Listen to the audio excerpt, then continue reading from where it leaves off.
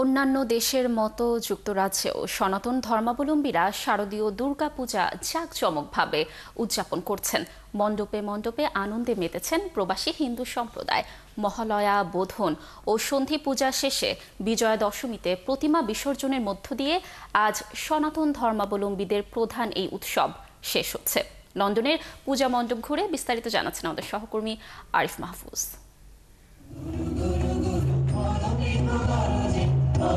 সনাতন ধর্মাবলম্বীদের সর্ববৃহৎ ধর্মীয় উৎসব শারদীয় দুর্গাপূজা। এই উৎসবে মেতেছেন ব্রিটেনের হিন্দু সম্প্রদায়। উৎসব পালন করতে লন্ডনে বাংলাদেশি সনাতনীরা শতাধিক মণ্ডপ সাজিয়েছেন। আনন্দ আয়োজন চলছে পাড়ায় পাড়ায়। মহালয়া, বোধন আর সন্ধি পূজায় রয়েছে ভিন্ন ভিন্ন আয়োজন। এবারের পূজার আনন্দ ভাগাভাগির কথা জানালেন আগতরা।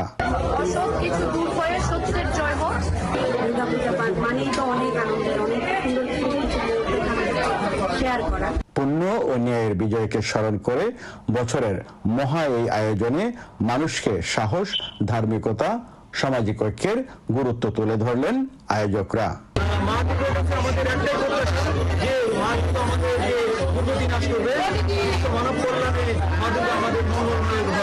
আমাদের পুজো তো এবারে খুবই ভালো চলছে, অনেক সুখ হয়েছে।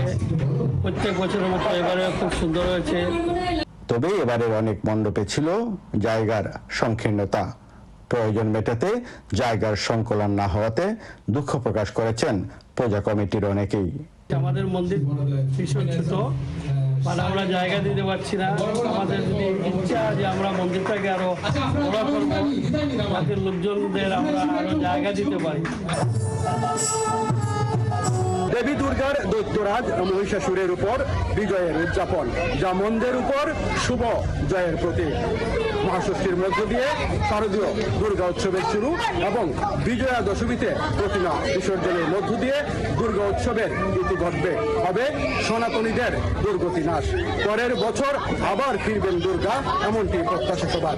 আরিফ মাহফুজ, ৭১, লন্ডন।